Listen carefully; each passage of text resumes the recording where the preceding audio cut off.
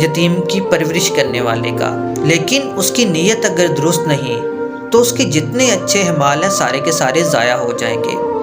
मैदान करबला में जब हज़रत इमाम हुसैन को यजीद लानती ने शहीद किया था तो यजीद कहता है कि मैंने ज़ोहर की नमाज भी अदा करनी है।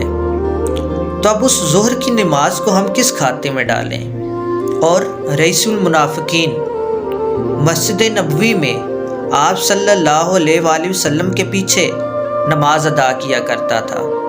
उसका चेहरा बिल्कुल हम ही जैसा था, लिबास भी हम ही जैसा पहनता था, लेकिन फ़र्क किस में था? सोच में, दिल में। तो तरक्की का राज यही है कि अपनी सोच को बदलना होगा। जब तक दिल सच्चा ना हो, सोच सच्ची ना हो, तो अहमाल चाहे कितने ही अच्छे क्यों ना हो,